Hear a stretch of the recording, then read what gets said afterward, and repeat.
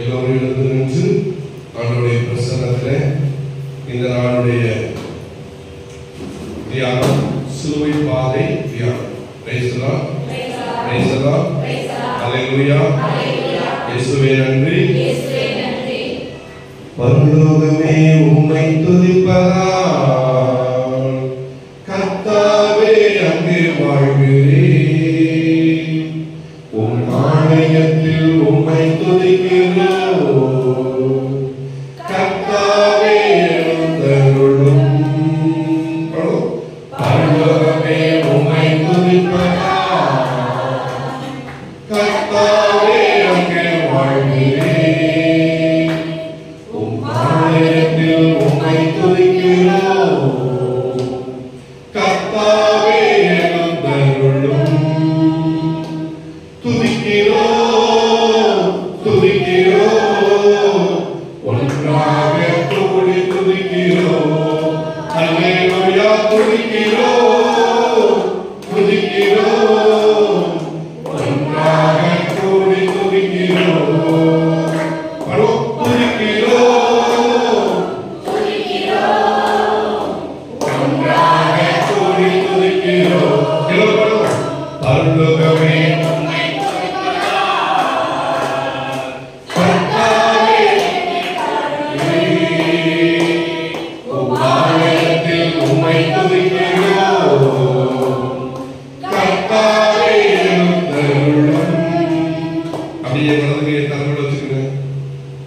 வல்லமையோடு துதிக்கும் போது ஆற்றலோடு ஆண்டவர் தூய ஆவியானவர் நம் மீது இறங்கி வந்து கடவுளுடைய மக்களாக இயேசுவினுடைய சாட்சிகளாக நம்மை எழுப்புவார். திருச்சபையிலே அநேக ஜெபங்களை ஆண்டவர் ஏற்படுத்தி கொடுத்து அதன் காலத்திலே ஜெபத்தினுடைய வல்லமையினால் நம்மை நிரப்பி தம்முடைய வல்லமையான ஆற்றலால் நம்மை வழிநடத்தி ஆசீர்வதிக்கிறார். எனவே இந்த வேளையில உச்சந்தலையிலிருந்து உள்ள கால்வரை ஒவ்வொரு நரம்புகளிலும் ஒவ்வொரு உடல் உறுப்புகளிலும் ஆண்டவர் தம் வல்லமை அனுப்பி உங்களை ஆற்றல் உள்ளவர்களாய் மாற்றுவார். இந்த வேளையிலே ஆண்டவர் உங்களை நிறைவாய் ஆசீர்வதிக்கிறார். உங்கள் உடலிலும் உள்ளத்திலும் உணர்வுகளிலும் ஒரு அபிஷேகம் கடந்து வரட்டும். உங்களை எதிர்த்து போராடுகிற நீர்வழி நோய்கள் உடலை சார்ந்து உங்களை பாதித்துக் கொண்டிருக்கிற வியாதிகள் இந்த நாளிலே இந்த சிலுவை பாதை ஜெபத்திலே அர்ப்பணித்து ஒப்புக் கொடுப்போம். இயேசுவின் வல்லமை இறங்கி உங்களை ஆட்கொள்ளட்டும். Praise the Lord, praise the Lord, praise the Lord.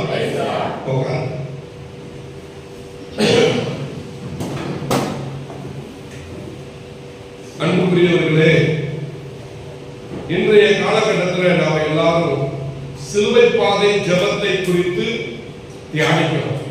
Praise the Lord. சிலுவை பாதை ஜெபம் என்றால் என்ன? இந்த சிலுவை பாதை ஜெபம் சொல்லணும்னு என்ன அவசியம் இருக்கு? ஏதோ 10 பேர் எழுதி வச்சுட்டு அவங்க பாட்டு சொல்லிக்கிட்டு இருக்காங்க. நம்ம பாட்டு வெளியில உட்கார்ந்து அப்படியே பிளாக் பார்த்துட்டு அந்த வார்த்தையை உள்ள கேட்காம நம்ம இஷ்டத்துக்கு இருப்போம் அப்படின்னு சொல்லி இருக்கக்கூடியவர்கள் நம்மிடத்துல என்னை போல இருந்தவர்கள் நிறைய உண்டு. பேசலாம். அல்லேலூயா. தூய ஆவியானவர் தன்னுடைய வார்த்தையை சொல்றார்.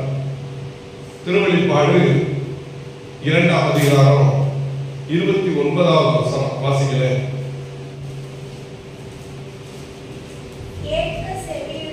கேட்க செவியுடையோ திருச்சபைகளுக்கு தூய ஆவியானவர் கூறுவதை கேட்கட்டும். அன்புக்குரியவர்களே, ஜெபம் ஒவ்வொரு ஜெபமும் ஒவ்வொரு இறை வார்த்தையும் இறை வார்த்தையால் விசுவாசம் உண்டானது. அந்த விசுவாசத்தால் உருவான வார்த்தைகள் சொற்கள் இன்று ஜெபமாய் மாறி இருக்கிறது. இறை வார்த்தையை கேட்டவர்கள் உள்ளத்தில் விசுவாசத்தை பெற்றுக்கொண்டு அந்த விசுவாச விசுவாசத்திலே வளர்ந்தவர்கள் உருவாக்கி கொடுத்த ஜெபம் தூய ஆவியின் தூண்டுதலால் வந்த சொற்களில் இருந்து விளைந்தவை. ஆகவே திருச்சபையில் இருக்கக்கூடிய ஒவ்வொரு ஜெபத்திலையும் மிகுந்த வல்லமை உண்டு. தொடக்க ஜெபத்திலிருந்து தொடங்கிட்டோம்னா ஒவ்வொரு ஜெபத்தையும் நம்ம தியானிச்சாலே போதும், நம்ம வாழ்க்கையில் இருக்கக்கூடிய பிணி பீட பிரச்சனை போராட்டம் எல்லாம் முடியும். கடவுளுடைய அருள் பெற்றவர்களை அன்றி வேறு யாரும் இதை சரியாய் புரிந்து கொள்ள முடியாது. தூய ஆவியாருடைய அருள் பெற்றவர்களை அன்றி வேறு யாரும் காது கொடுத்து இறைவார்த்தை கேட்க முடியாது. ஜெபமால சொல்லும் போது காது கொடுத்து கேட்கிறவன் மீட்கப்படுவார். ஜெபம் சொல்லும் போது காது கொடுத்து கேட்கிற மனுஷன் மீட்கப்படுவார். எந்த ஜெபம் நடந்தாலும் சரி, வீட்டில இருந்து வெளியே வந்து உட்கார்ந்து காது கொடுத்து கேட்பவர் வாழ்வை பெற்றுக் கொள்வார். தூய ஆவியானவர் இல்லாமல் ஒரு ஜெபம் கூட விண்ணகத்துக்கு போகாது. அதனாலதான் பவுலடிகளார் சொல்றாரு, தூய ஆவியின் துணை கொண்டு ஜெபியுங்கள் அப்படின்னு சொல்றாரு. இந்த திருச்சபை தூய ஆவியினாலே வழிநடத்தப்படுகிற திருச்சபை. தூய ஆவியானவர் அன்னை மரியாதை வழிநடத்தினார். தூய ஆவியானவர் அப்போஸ்தலர்களை வழிநடத்தினார். தூய ஆவியானவர் இன்றைக்குள்ள புனிதர்களையும் வழிநடத்தினார். தூய ஆவியானவர் இன்னைக்குள்ள குருக்களை வழிநடத்துகிறார். என்ன போல நற்செய்தியாளர்களை வழிநடத்துகிறார். இறை மக்களாகிய உங்களை வழிநடத்துகிறார். உங்களை வழிநடத்துகிறவர் பேர் என்ன? தூய ஆவியார். அல்லேலூயா. வேற எந்த குருடுப்பு ஆவியும் உங்களை வழிநடத்த முடியாது. நல்லா தெரிஞ்சுக்கிறீங்க. கடவுளுடைய ஆவி, உன்னத கடவுளுடைய ஆவி, இறைமகன் இயேசு கிறிஸ்துவின் ஆவி, தூய ஆவி உங்களை வழிநடத்துகிறார். தூய ஆவியானவர் உங்களை வழிநடத்தும் போது நீங்க போடக்கூடிய அச்சிஷ்ட சிலுவை, நெத்தில என்ன சிலுவை போறோம்? அந்த காலத்துல யூதர்களை அடிச்சு கொண்டாங்கல்ல பாவிகளை, அந்த சிலுவையை உங்க நெத்தில போடல. சபிக்கப்பட்ட சிலுவையை உங்க நெத்தில போடல.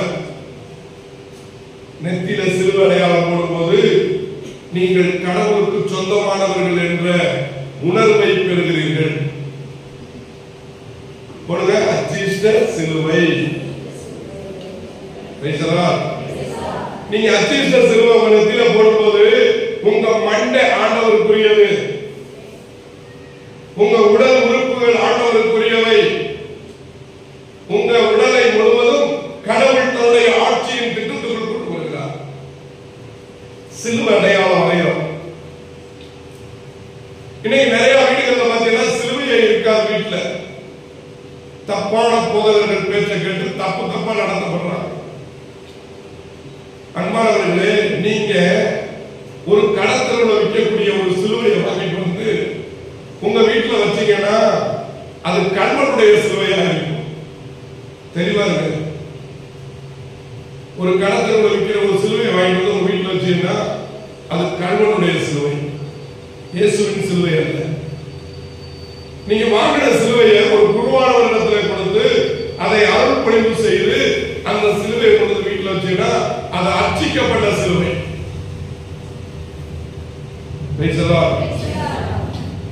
ஒரு குருவானவர் நீங்க குழந்தையா இருக்கும் போது உங்க தாயும் தகப்பனும் உங்க ஞான பெற்றோரும் ஆண்டவரிடத்துல அர்ப்பணிப்பதற்காக அன்று அன்னை மரியாவும் சூசையப்பரும் இயேசுவை கொண்டு போய் கடவுளுக்கு அர்ப்பணிப்பதற்காக கொண்டு போய் சேர்த்த இடம் ஆலயத்துல. அதே போல ஒவ்வொரு கத்தோலிக்க கிறிஸ்தவனும் தன்னுடைய பிள்ளைகளை பெற்று அந்த குழந்தையை கடவுளுக்கு சொந்தமாக்க வேண்டும் என்று கோயிலுக்குள்ள கொண்டுட்டு வந்து அந்த குழந்தையை கடவுளுக்கு அர்ப்பணிக்கிற நேரத்துல குருவானவர் கிறிஸ்மா என்ற எண்ணெய் எடுத்து அந்த எண்ணெயை தொட்டு நெத்தில ஒரு சிலுவை அடையாளம் வரைகிறார். அந்த நிமிடத்திலிருந்து நீ கடவுளுக்கு சொந்தம். அந்த சிலுவை அடையாளம் வரையப்பட்ட பிள்ளைகள் கடவுளுக்காய் முத்திரையிடப்பட்டவர்கள். நீங்கள் நானும் கடவுளுக்கு முத்திரையாக்கப்பட்டவர்கள். இந்த உலகத்தினுடைய போக்கின்படி ஒழுக வேண்டாம். இந்த உலக போக்கின்படி ஓடி போய் பழகினப்பட்டு தகாத தீச்சைகளை காரியங்களை செய்து முத்திரையிடப்பட்ட நான், கடவுளுக்கு பிரமாணிக்கமாக்கப்பட்ட நான் பாவ இருளான வாழ்வில் வாழும்போது கடவுள் இரக்கத்தை காட்டுகிறார். இந்த உலகத்தில் இருக்கக்கூடிய ஆதாம் தொடங்கி இன்றைக்கு வரை இருக்கக்கூடிய நம்ம சந்ததி முழுவதையும் கடவுள் தனக்கு சொந்தமாக்கிக் கொள்ளும்படியாய்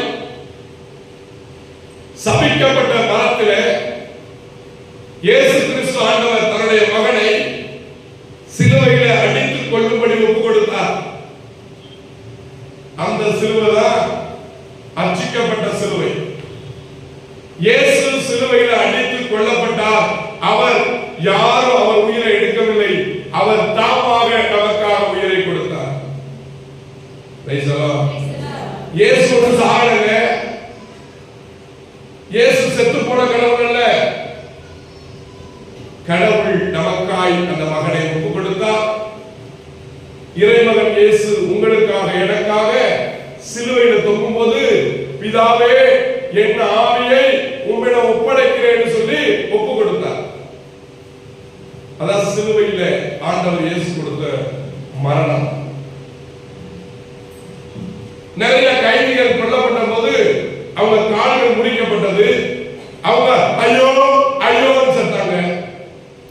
சபிக்கப்பட்ட மரத்தில் செத்தவங்க பூரா ஐயோ ஐயோன்னு செத்தான்.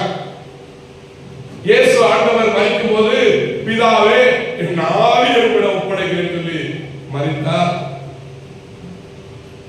அந்த ஆண்டவர் இயேசு கிறிஸ்துவினுடைய சிலுவை தான் திருச்சபையில ஆலயத்தில் மேல உயர்த்தப்பட்டு வைக்கப்பட்டிருக்கிறது.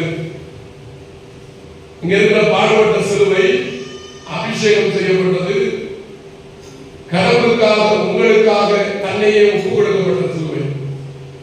இந்த சிலுவை எங்கெல்லாம் இருக்கிறதோ அந்த வீடுகள் ஆசீர்வதிக்கப்படும். சிலுவை உள்ள வீட்டில் பேய் நுழையாது. சிலுவை அபிஷேகம் செய்யப்பட்ட ஒரு அடையாளம், கடவுளுடைய அருள் அடையாளம், கடவுளுடைய ஆற்றலாக விளங்கக்கூடிய சிலுவை. 1 கொரிந்தியர் 1ஆம் அதிகாரம் 18ஆம் வசனத்தில் சிலுவையை பற்றி சொல்லியிருக்கு. நிறைய பேருக்கு சிலுவையை பற்றிய செய்தி புரியல, சிலுவைனா என்னன்னு தெரியல. அதனால நினைக்கிறாங்க ஜெபமாலையில் சிலுவையை கூட பிடிக்க போடுறாங்க. பைத்தியக்காரன், நீ ஜெபமாலையில் இயேசுவின் சிலுவை தொங்கலைனா மாதாவை விரும்ப மாட்டாங்க, வெளியே போன்னு சொல்லிடுவாங்க. அல்லேலூயா. வாசிங்க. சிலுவையை பற்றிய செய்தி அழிந்து போகிறவர்களுக்கு மடமை, ஆனால் மீட்பு பெறும் நமக்கோ அது கடவுளுடைய வல்லமை. சிலுவை என்னது? கடவுளுடைய வல்லமை. உங்க வீட்டுல சிலுவை வைக்கிறது கடவுளுடைய வல்லமை. நீ வீட்டுல சிலுவை வைக்கிறதா உங்க வீட்டுல கடவுளுடைய வல்லமை இல்லைன்னு அர்த்தம். பாடுபட்ட சிலுவைக்கு அவ்வளவு மகிமை இருக்கு. இயேசு கிறிஸ்துவினுடைய பாடுகள் வல்லமை, கிறிஸ்துவின் பாடுகள் வல்லமை. அல்லேலூயா. ஒவ்வொரு குடும்பத்திலையும் கணவன் மனைவிக்குள்ள துன்பங்கள் வரும், அது வல்லமை. கணவன் மனைவிக்குள்ள புரியாமை இருக்கும், அந்த புரியாமை இருக்கும் போது ஆண்டவரிடத்தில் கணவன் மனைவி மன்றாடி ஜெபிக்கும் போது அந்த துன்பத்திலிருந்து விடுதலை பெறுவதற்கு வழிவகையை ஆண்டவர் ஏற்படுத்தி சில ஆலோசனைகளை கொடுத்து கணவன் மனைவி பிரிஞ்சவங்களை ஒன்று சேர்க்கக்கூடிய ஒரு ஆற்றல் அங்கே இறங்கி வரும். கணவன் மனைவி நோயுற்று படுத்துக்கிடும் போது மனைவியுடைய அன்பு அவனை நெருக்கி அவனுக்கு பணிகளை செய்யும் போது கணவன் எவ்வளவு பெரிய தீயவனாய் இருந்தாலும் அவன் தன் மனைவியுடைய அன்பையும் உபசரிப்பையும் அறிந்து உணர்ந்து மனம் மாறுவான்.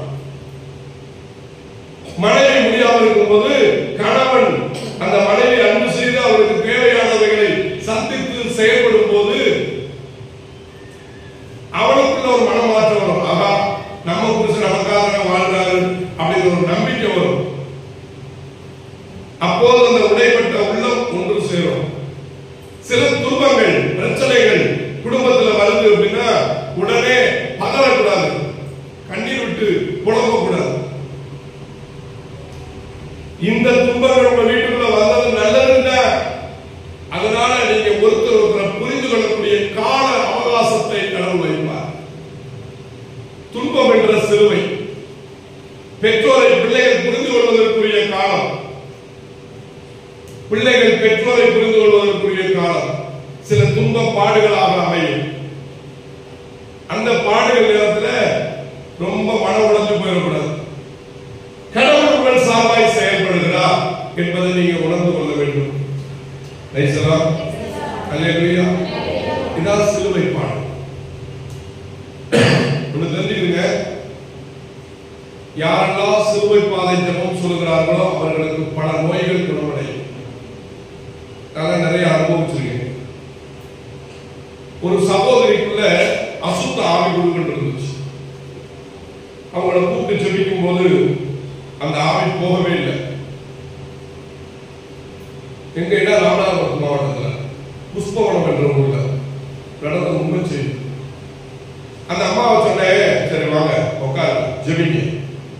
இன்றைக்கு மத்தியானம் 3 மணிக்கு ஜெபமாலை சொல்லிட்டு 3 மணிக்கு இறக்கத்தின் ஜெபமாலை சொல்லிட்டு சிலுவப்பாதை சொல்லுவோம் அப்படின்னு சொல்லிட்டு சிலுவப்பாதை ஒப்படுத்தோம். சிலுவப்பாதை சொல்லி முடிக்கும் போது அந்த ஆவி அந்த அம்மாட்ட வந்து அதான் சிலுவப்பாதை கட்டிட்டாங்க என்னைய அப்படின்னு தூக்கி அந்த அம்மாவை போட்டு வெளியேறிச்சு. ஒரு தம்பி பார்த்திபனூர்ல இருக்கார், சேசுராஜன். அந்த தம்பிக்கு கிட்னில கல்லு 6 மாசம் மருந்து சாப்பிட சொன்ன டாக்டர். அந்த தம்பிட்ட சொன்ன, சகோதரனே நீ நாளைக்கு போய் சிலுவை பாதையை போய் ஒரு 5 நிமிஷம் நின்று சிலுவை பாதையில ஜெபித்து விட்டு உன் வீட்டுக்கு போ. நாளைக்கு நற்கருணை ஆராதனை வேளையில ஆண்டவர் அற்புதம் செய்வார். சரி பிரதர்ட்டு இந்த பாடுகள்ல இயேசுவினுடைய காயங்கள்ல தழும்புகள்ல அவர் உற்று பார்த்து தன்னுடைய நோயை ஒப்பு கொடுத்து ஜெபித்து விட்டு சென்றார். மறுநாள் மாலை ஆராதனை நடத்திக்கிட்டு இருக்கோம், நற்கருணை ஆராதனை நடத்திக்கிட்டு இருக்கோம். அந்தோனியார் கோயில்ல பார்த்திபனூர்ல அந்தோனியார் கோயில், அங்க நற்கருணை ஆராதனை நடத்திக்கிட்டு இருக்கோம். எல்லாரும் கண்ணமூடி ஜெபிக்கும் போது இவர் கண்ணமூடி ஜெபிச்சிருக்காரு. பின்னாடி முள்முடி காயங்களோடு இயேசு அந்த கூட்டத்துக்குள்ள நடந்து வந்து அவனுடைய வேர்வை துளியை இரத்த துளிகளை அவன் முதுகுல சொட்டு சொட்டாய் விழுவதை அந்த மகன் கண்டிருக்கிறார். மறுநாள் காலையில போன் பண்றாங்க, பிரதர் என்னப்பா நேற்று இந்த மாதிரி கண்டேன் பிரேயர் நேரத்துல. சரி நைட் என்ன நடந்துச்சு தெரியுமா பிரதர்? என்னப்பா நடந்துச்சு? நான் யூரின் போகும்போது எல்லா கண்ணும் யூரின் வழியா விழுந்துச்சு பிரதர். ஏன் நான் உங்களுக்கு சொல்றேன் அப்படின்னா, நோய்களை நீக்குவதற்கு இயேசு கிறிஸ்து பாடுகளை ஏற்றுக்கொண்டார், துன்பங்களை ஏற்றுக்கொண்டார். பிணிகளை நீக்குவதற்கு இயேசு கிறிஸ்து காயப்பட்டார். அந்த இயேசுவினுடைய காயங்களை தான் நீங்கள் சிலுவை பாதையில் உற்று கவனிக்கிறீர்கள். இயேசுவினுடைய பாடுகள் தத்துவமாய் படப்பட்டிருக்கிறது. அந்த பாடுகளை நீங்க உற்று பார்க்கும் போது இயேசு உங்களை விடுவிக்க வல்லவர் என்று நீங்கள் உணர வேண்டும். சிலுவை பாதை சொல்றாங்க, அம்மா சொல்லிக்கிட்டு நம்ம சுத்திக்கிட்டுவோம், ரோட்டை சுத்துவோம், அங்கிட்டு போவோம் இங்கிட்டு போவோம், சிலுவை பாதை முடிக்கட்டும் நம்ம போவோம் அப்படின்னு இருந்தா உனக்கு தான் நட்டம். சிலுவை பாதை மகிமை, கடவுளுடைய வல்லமை. இயேசுவினுடைய காயங்கள் குத்தி திறக்கப்படுகிற இடம் சிலுவை பாதை. அந்த குத்தி திறக்கப்படும் போது என்ன நடக்குது அப்படின்னா, ஏசாயா புத்தகத்துல 53ஆம் அதிகாரத்துல 4-5 வசனத்துல ஆண்டவர் சொல்றார். எடுத்து வாசிங்க. இந்த சிலுவை பாதை ஜெபம் ஒண்ணும் எங்கேயோ வந்து கதை கட்டினது இல்லை, எல்லாம் பைபிள்ல உள்ளது. பைபிள்ல உள்ள இயேசுவினுடைய பாடுகள் குறிக்கப்பட்ட பாடுகள் தான் இங்கே சிலுவை படமாக வைக்கப்பட்டிருக்கிறது. இந்த காயங்களை உத்து பார்க்கும்போது நோய்கள் குணமடையும், பேய்கள் ஓடிடும். வாசிங்க ஏசாயா 53:4-5. மெய்யாகவே அவர் நம்முடைய ஆண்டவர் இயேசு கிறிஸ்து நம் பிணிகளை தாங்கி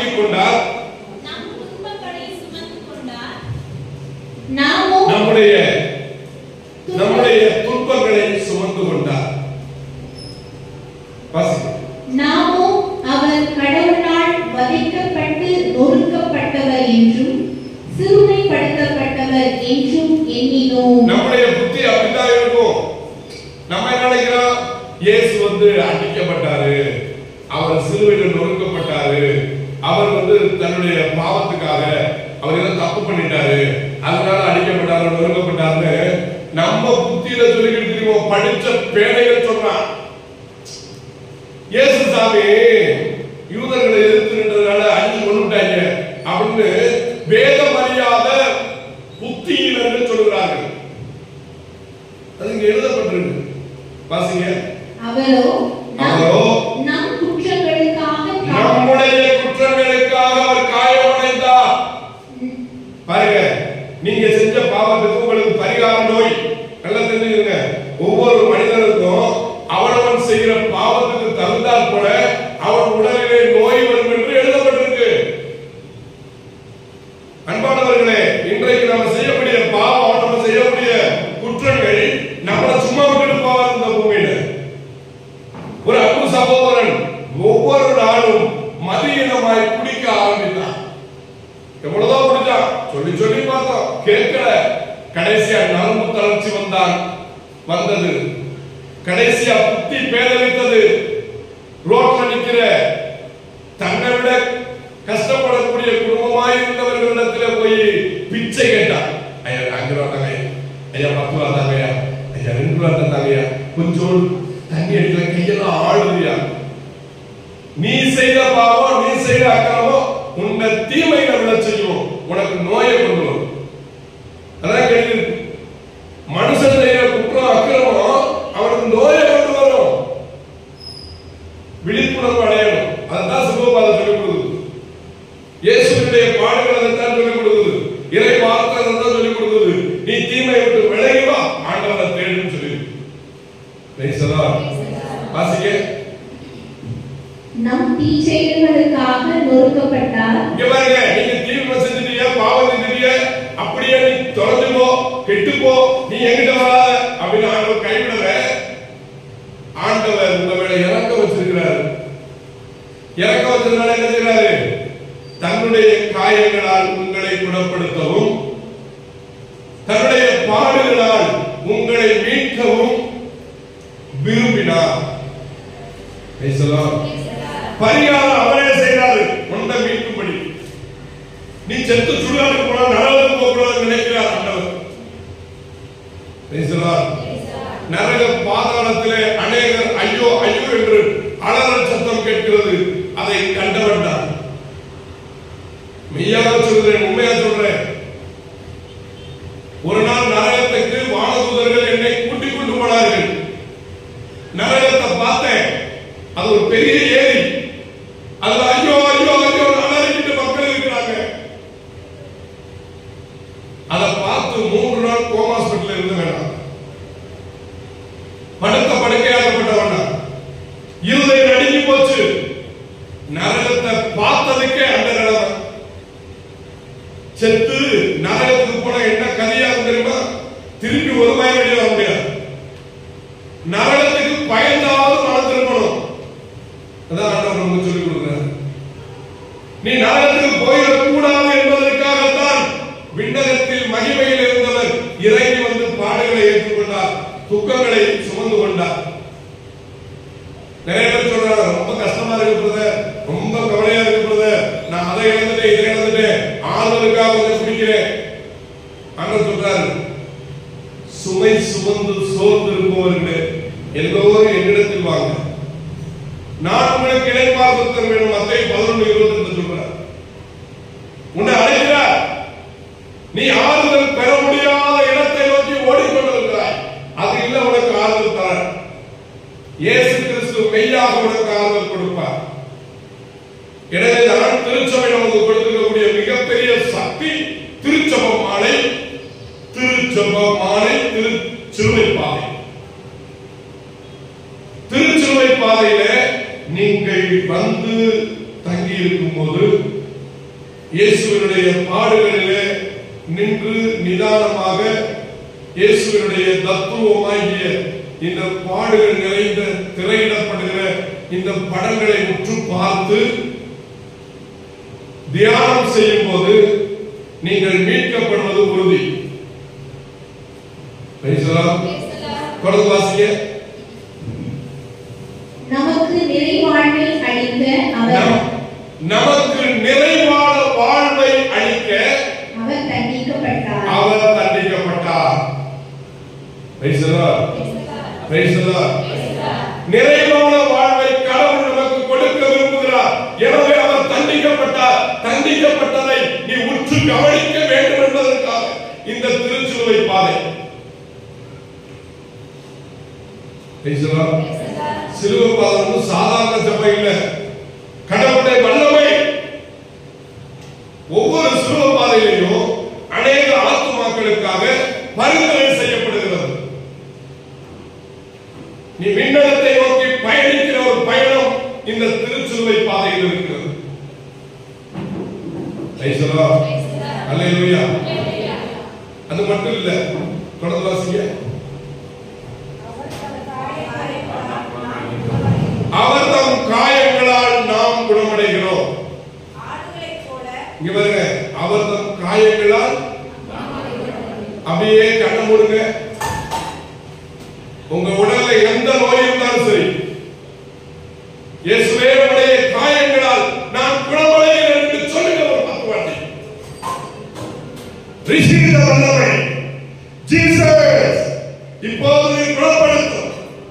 உமது காயங்கள், குத்தி திறக்கப்பட்ட காயங்கள் சுகப்படுவதாக. உடல் உறுப்புகளில் இருக்கிற எல்லா விதமான தோல் சம்பந்தப்பட்ட வியாதிகளை இப்போது இயேசுவின் நாமத்தில் கடிந்து வருகிறேன். மீண்டு வராது.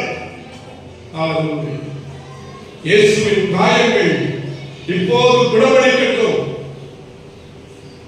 இயேசுவே உமது காயங்களால் நான் நலமடைகிறேன், உமக்கு நன்றி. அப்படி சொல்லுங்க பாப்போம். இயேசுவே உமது காயங்களால் நான் குணமடைகிறேன், உமக்கு நன்றி. இயேசுவே உமது காயங்களால் நான் குணமடைகிறேன், உமக்கு நன்றி. நீர் இப்போது என்னை குணப்படுத்துவதற்காக நன்றி. என் அவிசுவாசத்தை எடுத்துக்கொண்டு என் பலவீன ஜெபங்களை மாற்றும். இயேசுவே நம்புகிறேன். இந்த சிலுவையின் நிழலிலே உமது கல்வாரி பாடுகளிலே நான் குணமடைகிறேன். எனக்குள் இருக்கிற குரட்டை சத்தங்களும் நோயின் சக்திகளும் ஒன்றுமில்லாமல் வெளியேறும். இயேசுவே கல்வாரி இரத்தம் எங்கள் இறங்கட்டும். இயேசுவே உமது கல்வாரி இரத்தம் என்னை உச்சம் தலையிலிருந்து உள்ளங்கால் இருக்கிற ஒவ்வொரு உறுப்புகளையும் கழுவட்டும் அனுமதிக்கிறேன். இயேசுவே இயேசுவே இயேசுவே இயேசுவே வல்லமை இறங்கட்டும்.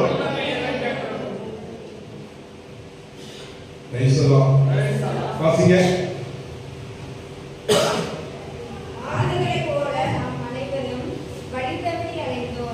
ஆடுகளைப் போல் நாம் அனைவரும் வழித்தவரை அலைந்தோம். அருமையான ஒரு வார்த்தை, தெளிவா சொல்லப்பட்டிருக்கு பாருங்க. நம்ம எல்லாரும் எப்படி மனித வரணுமா? ஆடுகளைப் போல. கடவுளை விட்டு விலகி போற மனிதரை பார்த்து ஆண்டவர் சொல்றாரு, கடவுளை விட்டு நீ விலகும் போதே நீ அஞ்சறிவா மாறிடுறான்னு சொல்றாரு. கடவுளை தேடி வராத ஒவ்வொரு மனிதனுக்கும் ஆண்டவர் கொடுக்கிற அறிவு 5. கடவுளை தேடி வருகிற மனிதனுக்கு கடவுள் கொடுத்த 6 அறிவு வேலை செய்யும். கடவுளோடு இணைந்து வாழ்கிற மனிதனுக்கு தூய ஆவி என்னும் அபிஷேகத்தை கொடுத்து 7வது அறிவை வேலை செய்ய வைப்பார். அல்லேலூயா. அன்புக்குரியவர்களே, இறை பற்றில்லாதவர்கள் 5 அறிவு ஜீவன்கள். நீ 5 அறிவு ஜீவனாய் இருந்தால் இறை பற்று உனக்கு இருக்காது. நீ ஆடுகளைப் போல அலைந்து திரிவாய். இதான் வசனம் சொல்லுது.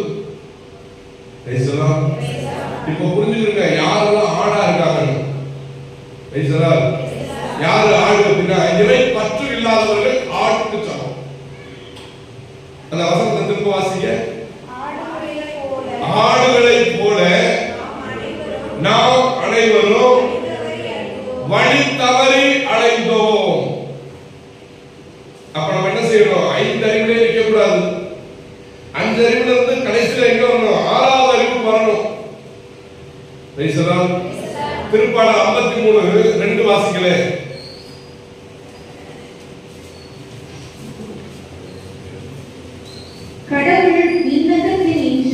கடவுள் விண்ணகத்திலிருந்து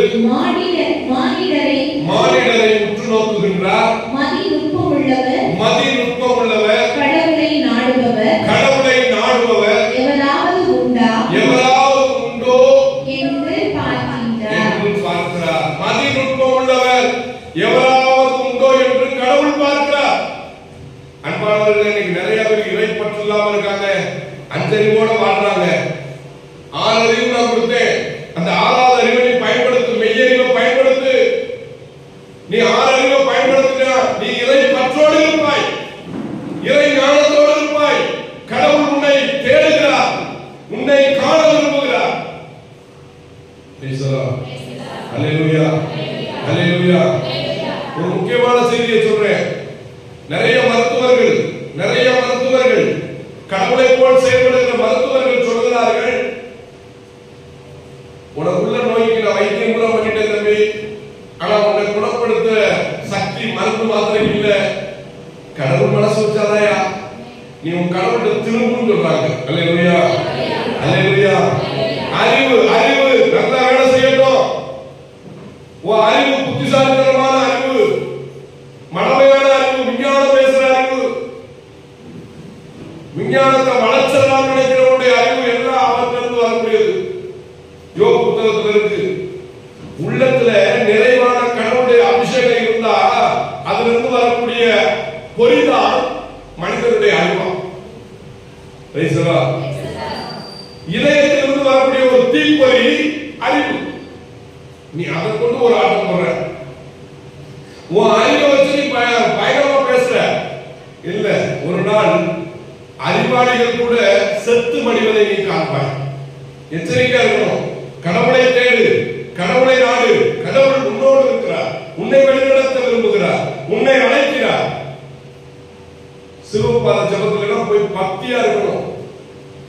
திருச்சபையில கொடுக்கப்பட்ட ஒவ்வொரு ஜபமும் தாந்தோன்றித்தனமா உருவாக்கப்பட்டதில்ல.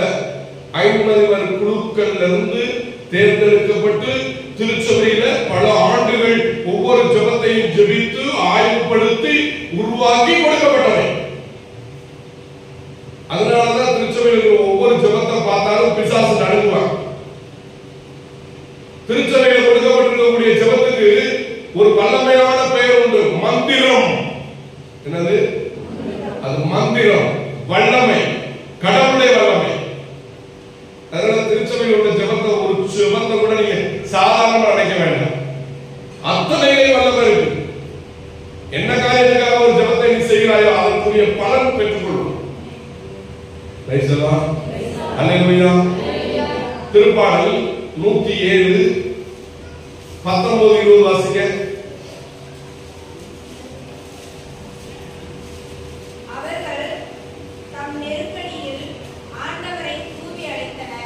அவர்கள் தம்முடைய நெருக்கடியில் ஆண்டவரை கூவி அழைத்தனர். அவர் அவர்களை துன்பங்களிலிருந்து விடுவித்தார்.